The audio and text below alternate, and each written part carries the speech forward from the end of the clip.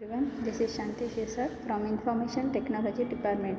In this session, we start our new lesson, that is user components, user interface components and layouts. Unit 3, user interface components and layouts. Control flow. Java programming language can be used in development of Android app. Means here we use the Java programming language and we are familiar with Java programming language. Android integrated development environment means the tools which is required to develop, that is used to compile or which is used to implement the Android application, that checks and compile the dependencies, then your code, your resources, data, and after that it generates the APK file. Okay, this APK file consists of content of the application. Each application runs on emulator or a virtual machine so that app can run inaccessible from other apps. Each Android app only access to the components which it requires to do its work. Application components are important part of an Android application. All the components which are associated with the manifest file, which is the file in your Android application. Okay, that is Android manifest.xml, and that defines each component of the application and way of how to interact with your application. There are the 4 main components that can be used with an Android application, means in case of your Android application development. One is activity, which dictate the user interface and handle the user interaction to the smartphone screen. Next, services, they handle the background processing associated with an application. Third component is broadcast receiver, which handle communication between Android OS and application. And fourth one is content providers, they handle data and database management issues. First component, this is activity, which represents the single screen with user interface. It is a screen with user interface. In short, activity perform some actions on the screen. For example, an email application have the multiple activities. For example, list of inbox mail, right? That is new mail. Another activity is composed an email. Another activity is send email, reading emails. Okay, if an application has more than one activity, then one of them should be marked as an activity that is presented when the application is launched. In case of your Gmail application, your activity which is marked as a presented activity is inbox, because when we open our Gmail account, when we log into our Gmail account, our activity which is presented first time on your screen, which is activated on your screen, is a inbox. Okay, an activity is implemented as a subclass of activity class like this, that is public class main activity extends the activity class. Here your user defined class, that name is main activity, and it extends the class known as activity class. Check here the activity. This is user interface on your screen. This is called the main activity, that is text view. When we click to go to second activity, then here open the second activity, right? That is main activity and second activity. Okay, the activity represents some user interface on your screen. Okay, next component is a services. Okay, next component is service. Service is a component which is provide services in background to run your application. Okay, service is a component that runs in the background to perform long running operations. For example, Service might play a music in the background while the user is in different application, or it might fetch the data over the network without blocking the user interaction with an activity. Means you can play a music at the same time you can chat with your friends using WhatsApp or on Facebook. Otherwise you can download some files, some songs. At the same time you can communicate with your friends, right? Or you can perform another functions or task on your Android mobile or Android device. Okay, service means which is perform some tasks or operation in background without disturbing or without involvement in your present task or in your active task. Okay, service is implemented as a subclass of service class like this, that is public class my service extend which class, service class. Okay, this is the life cycle of Android services. Check here. Start service, after that on create, then on start, service is running, and then service is destroyed or stopped. On destroy, service is shut down. That is UN bounded service or bounded service, that is bind service or create service, on create, on bind, then client interacts with the server or service, on rebind or on UN bind. Okay, then on destroy and service is shut down. This is the life cycle of your Android service. Next, broadcast receivers. Next is a broadcast receiver. Broadcast receivers simply respond to the broadcast messages from other application or from the system. For example, applications can also initiate the broadcast to let other applications to know that some data has been downloaded to the device and is available for them to use. So this is the broadcast receiver who will intercept this communication and will appreciate the action. Okay, the broadcast receiver is implemented as a subclass of broadcast receiver class, and each message is broadcaster as an intended object. Intended object means intended recipient, intended object means particular which we select. Okay,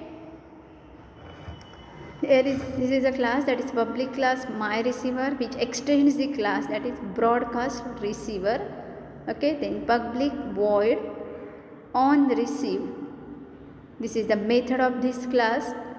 Okay, and there are two parameters, one is context and another one is a intent. Okay, next, content providers in Android.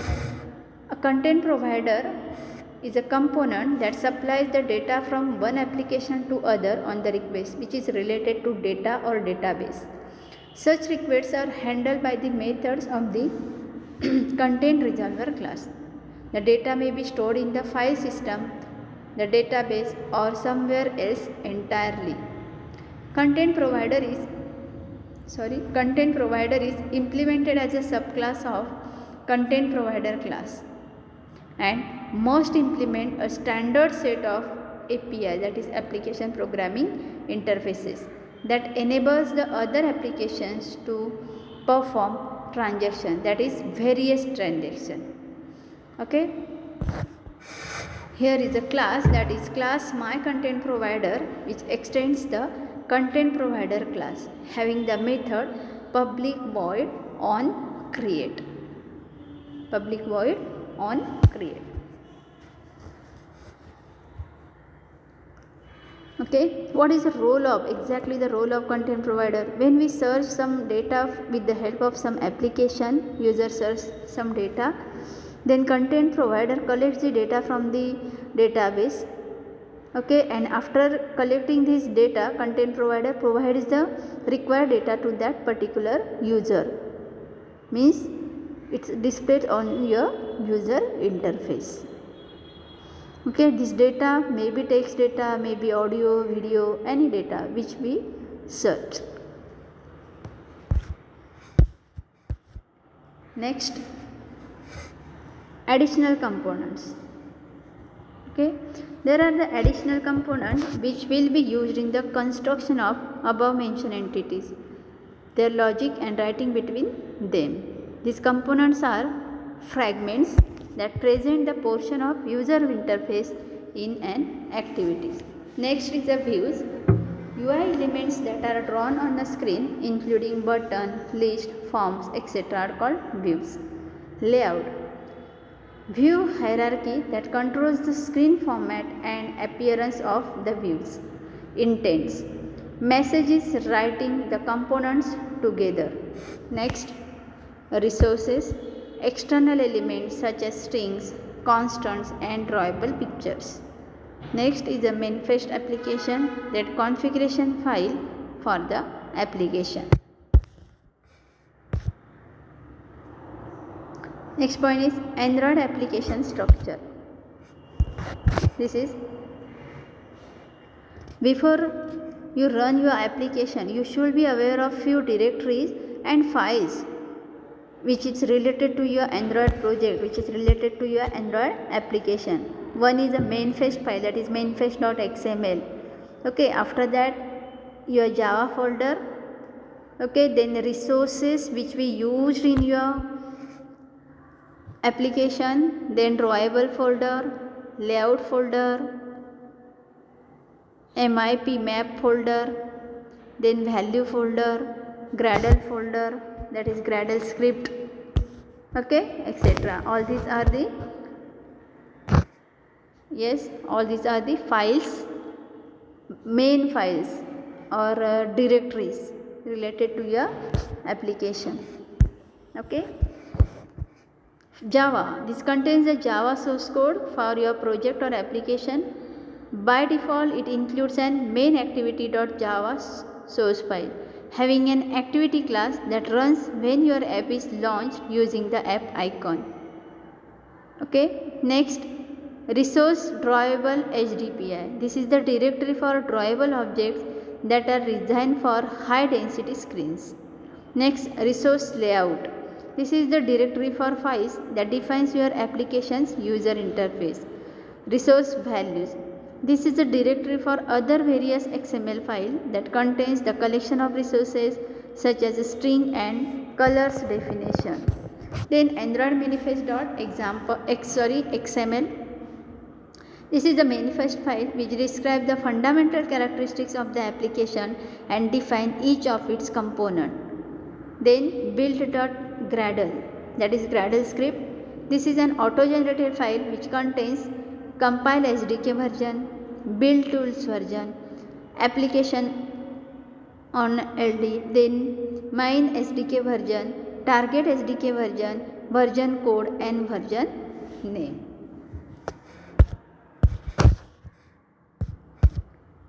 Okay, the main phase, that is a main activity file. The main activity code is a Java file, that is main activity.java. This is your actual application code or file which ultimately gets converted to Dalvik executable and runs on your application. Okay, which is following is the default code generated by the application wizard for Hello World application. The first specifies the name of your package where your program is present, that is the name of package or directory. Then import some Android applications supportive files. Okay, then also import the Android related OS, that is bundle. Okay, class is a main activity class which extends the application compatibility, that is compat activity. Okay, protected is the access specifier void on create bundle saved instance state. Then super dot on create saved instance state, and C content view R dot layout dot activity main. Okay, R dot layout dot activity main is a main activity file. Okay, r.layout.activity_main is a activity_main.xml file located, okay, it refers to the activity.main.xml file located in the resource layout folder, and the onCreate method is one of the method that figure out when an activity is loaded. Then manifest file. Whatever components you developed as a part of your application, you must declare all its components in the manifest.xml, which reside at the root of the application project directory. This file works as an interface between Android OS and your application. So, if you do not declare your component in this file, then it will not be considered by the OS. For example, default manifest file will look like in the following format. We specify the XML version, the encoding with standard we use UTF-8, okay, then XML Android where your APK files folders, that is directory path, then package, and now your code start for application, that is application Android allow the backup, yes, true, then Android icon, okay, then label, then support RTL, then which theme you want to display, what is the name of your activity, what is the name of your application, okay, then category, that is Android name, okay, and then this is the normal HTML tag, open and closing the XML or HTML tag. Okay, check here. Here the application tag includes the components related to the application. Attribute Android icon will point to the application icon available under drawable HDPI. Drawable HDPI, this is the directory or file inside the resource folder or directory, which is very helpful to specify or use some images or some icon for that particular application. Okay, the application uses the image that is named icon_launcher.png located in the drawable folder. Check here, MIP map link_launcher, that is name by default name in your drawable HDPI. Okay, then activity tag is used to specify the activity name, that is Android:name, and attribute specifies the fully qualified class name of the activity subclass, and the Android label attribute specifies the string to use as the label for your activity. You can specify the multiple activity using activity tag. The action for the intent filter is named Android.intent.action.main to indicate that this is the activity served as the entry point for the application. If you want to add some sub activity, then it is also possible. The category for intent filter is named Android.intent.category.launcher to indicate that the application can be launched from the device launcher icon.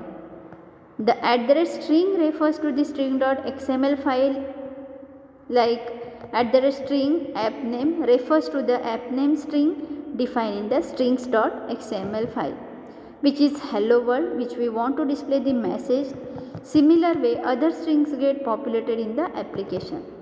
Following is the list of tags which we will use in your manifest file to specify the different application component, Android application components.